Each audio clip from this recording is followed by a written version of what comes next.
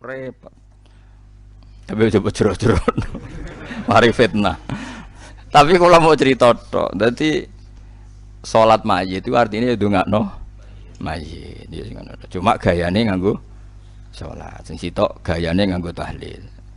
Ya, tapi nak kowe dituntut, tapi nak salat mayit ana sunah ana tuntunane Nabi, nak tahlil ora ana. Ya kowe kudu ngalah pancen yo ngono tenan sitok ana tuntunan itu. Tapi nak sing sitok ingkar donga iku ora penting kanggo sing mati kuwi jelas keliru. Wong salat mayit itu wonge ya wis mati. Ya kudu ndongakno napa? Mayit. Ya cuma ana sing protes, tapi iku ana contone nek iku ora ana ya kudu ngalah. Tapi kono ya kudu ngalah, nak ngono iku jenenge ndongakno mayit. Mulane wonten desa separo Muhammadiyah separo NU. Nate ngundang kula malam 7 dina.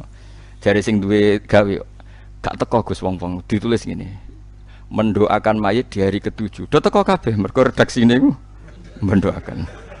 Dadi namune tahlil bid'ah tapi nak mendoakan mayit. Ana sing ledake diredaksekno ngene. Seri salat jenazah berbentuk doa. Niku ya terus kaya rabidah mereka dianggap hukum turunan napa? Turunan dari salat apa? Jenazah. Tapi mergo nak 7 dina, 40 dina kan kaya tradisi Hindu, Buddha. Jare mereka semacam-macam lah. Semurut tenanan bantau sing laris tahlile, kula kan yo ora laris tahlile, dadi ra semangat bela.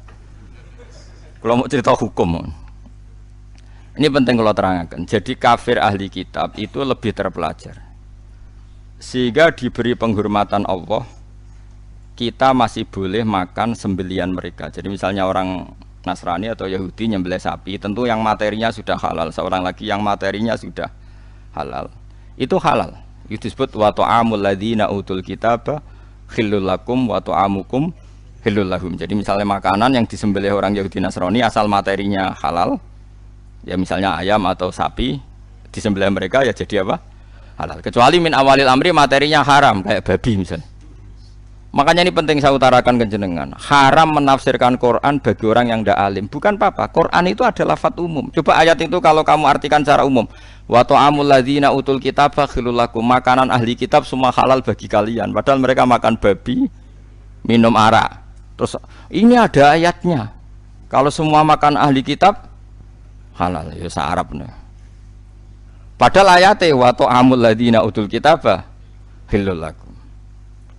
Maknanya di situ adalah makanan yang dari jenis halal kemudian disembelih oleh mereka dan menyembelihnya sesuai syariat kita, misalnya memotong kulkum wandijen sesuai persyaratan dalam apa? Penyembelihan. Itu halal. Tapi kalau yang disembelih orang Majusi haram. Karena apa? Di hati ahli kitab itu masih ada Allah. Ada kalimat apa? Allah. Meskipun ya tadi yang Nasrani nambahi 2 jadi salisu salasa, yang Yahudi ngeklaim Tuhan hanya milik mereka. Mohon kula balik malih teng kafir ahli kitab. Apa kafir napa? Mekah. Itu disebut lam yakunil ladzina kafaru min ahlil kitab ana wal musyrikin. Jadi sama-sama kata kafir itu beda-beda. Dan nanti khitab ke kafir Mekah itu beda dengan khitab ke kafir apa? Medina. Kalau kafir Medina yaitu wa qalu la yadkhulal jannata illa man kana hudan aw nasara tilka amanihum. Orang Yahudi bilang surga hanya milik mereka, orang Nasrani bilang surga hanya milik mereka. Kalau orang Mekah kan nggak pernah bilang begitu karena percaya surga aja enggak. Jadi mirip PKI, kafir Mekah itu mirip PKI. Pokoknya mirip ateis. Jadi itu beda sekali. Kalau kafir ahli kitab kan percaya surga neraka, cuma mereka mengklaim itu milik mereka. Paham ya? Jelas ya, jelas bedanya ya. Jadi tidak bisa terus kamu misalnya mencomot satu ayat terus bilang orang kafir sifatnya gini-gini, kafir yang mana? Apalagi nggak ada istilah kafir, lebih sulit lagi kita meneliti Quran. Karena tadi duduk perkaranya itu beda, sama-sama kafir atau sama-sama kriminal itu kan tentu modelnya beda-beda. Mohon jelas ya. Nah, di antara yang belum dikenal oleh kafir Mekah adalah pencipta alam itu siapa? Makanya diperkenalkan alhamdulillah fatiris samawati wal ardi. Beda dengan kafir ahli kitab. Mereka sudah berebut surga sama orang nopo? Islam. Terus orang Islam bilang tilka amaniyuhum, itu angan-angan mereka bahwa surga sudah milik mereka. Terus Allah mensyaratkan balaman, aslama dan seterusnya. Surga itu bagi mereka yang berserah diri, yang iman, yang macam-macam. Ini jelas ya. Sehingga ini dengerin ya, ketika ada pertarungan ideologi dunia antara ateisme, misalnya komunis, kalau bahasa Arab itu syuyu'i, atau kalau bahasa Arab kuno namanya mu'attilah. Ateis itu bahasa Arab kuno namanya apa? Mu'attilah, orang yang tidak percaya Tuhan. Kalau bahasa Arab modern sekarang namanya syuyu'i, apa? Syuyu'i, karena komunis rata-rata berfaham apa sosialis, makanya disebut syuyu'i. Syuyu'i sama rata sama rasa, dari kata syuyu. Syuyu itu podo ae. Kalau orang Islam, para kiai-kiai kita, guru-guru kita disuruh milih antara PKI dan Kristen, milih Kristen. Antara PKI dan Yahudi, milih Yahudi. Kebetulan Indonesia nggak tahu no Yahudi, nah, alhamdulillah. Sehingga ketika mendirikan negara ini, Kristen Katolik diterima sebagai warga negara, tapi PKI komunis tidak disisahkan sebagai apa? Sebagai ideologi di Indonesia. Karena ateisme adalah meruntuhkan semua tatanan agama. Karena tidak ada Tuhan, nggak ada surga, nggak ada neraka, nggak ada hisab. Sementara Kristen tidak percaya Yesus, cek sungkan, cara pemaling sungkan Yesus, cek ada yang disungkani. Yahudi tidak masuk karena secara fisik memang tidak ada di Indonesia. Ini penting kalau utara supaya clear. Jadi karena di bab ketuhanan itu yang paling dikritik oleh Quran itu ateis. Kalau orang Yahudi Nasrani itu dibenarkannya itu masalah jumlah. Masalah apa?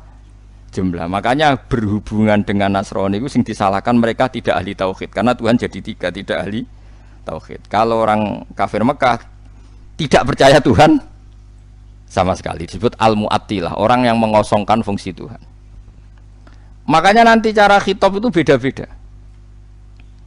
Nah, beda-beda ini disebut laqad kafarul ladina qalu inna Allaha salisun salasa. Laqad kafarul ladina qalu inna Allaha wal masih ibnu Maryam. Jadi sama-sama kafir tapi cara kafirnya beda-beda. Nanti punya akibat khitabnya juga beda-beda.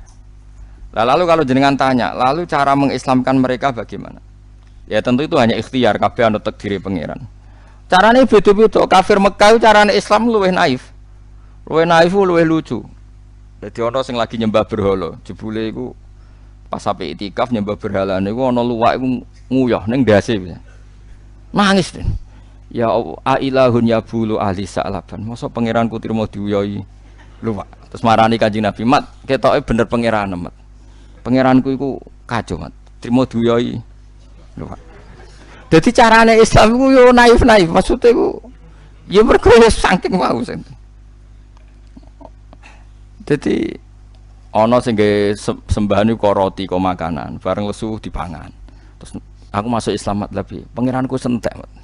Mergo nggih pangeran iku roti bareng lesu akhire dipangan. Ngono meneh duwe pangeran disembah, dipuji-puji ning kamar. Anake wis masuk Islam. Barang anake wis masuk Islam